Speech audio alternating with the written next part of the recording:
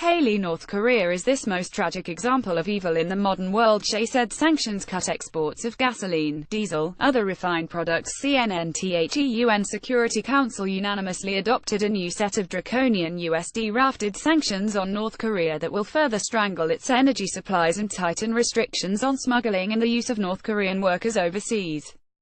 Nikki Haley, the U.S. ambassador to the UN, claimed that the new sanctions, levied in response to Pyongyang's November 29 ballistic missile test, went even further than sanctions passed in September that, at the time, were called the toughest yet. "Today, we cut deeper," Haley said. She said the UN had repeatedly offered Pyongyang a choice and repeatedly, in its continued missile tests, the regime had chosen the path of isolation. Hailing the unity of the Security Council vote and referring to leader Kim Jong-un, Haley said that, "We will continue to match the Kim regime's choice of aggressive action with actions of international sanctions." North Korea, she said, is this most tragic example of evil in the modern world. President Donald Trump chimed in with a tweet noting the vote. The United Nations Security Council just voted 150 in favor of additional sanctions on North Korea. "The world wants peace, not death," he said. Resolution 2397 cuts exports of gasoline, diesel and other refined oil products by a total of 89%, Haley said.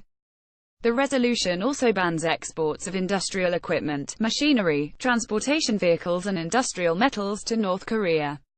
It requires countries using North Korean laborers to send them back home no later than 24 months from the adoption of the resolution. The resolution also requires countries to stop ships from illegally providing oil to North Korea through ship-to-ship transfers and prohibits them from smuggling North Korean coal and other prohibited commodities by sea. Kelly Magsamen, a former Deputy Assistant Secretary of Defense for Asian and Pacific Security Affairs, said the resolution represented another sign of international unity, but added a caution. While the restrictions on oil will have an effect on the North Korean economy, Magsamen said, whether that produces the North Koreans at the negotiating table I think is an open question. The UN levied sanctions against North Korea in August and September.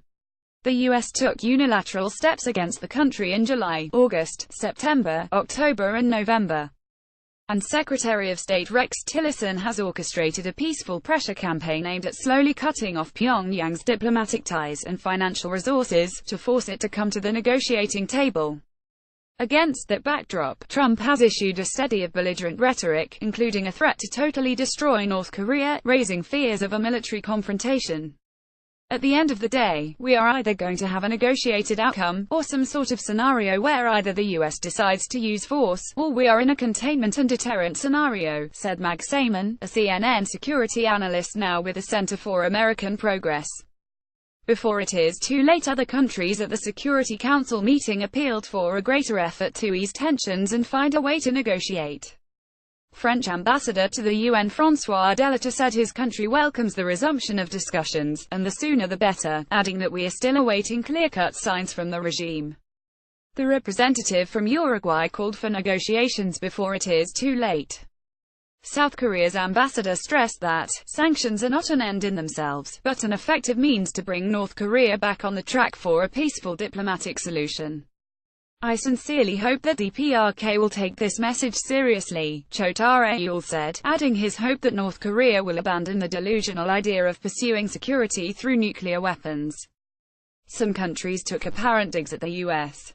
China called for an immediate end to what it characterized as overheated rhetoric, a call that could reference Trump just as easily as it does Kim.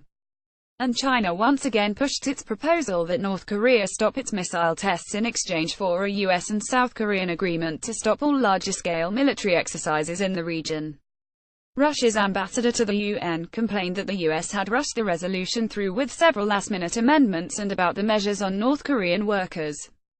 Russia officially has some 40,000 North Korean workers, and possibly more, many of whom work in construction and send significant amounts of money home. The resolution's requirement of a 24-month period for North Korean workers to return home is the minimum acceptable period necessary to deal with the logistical aspects of the issue, the Russian ambassador said, before adding one last criticism of the resolution. Unfortunately, our call to preclude a further escalation of tensions, to revise the policy of mutual intimidation, was not heeded, he said. CNN's Tim Lister and Dougald McConnell contributed to this report.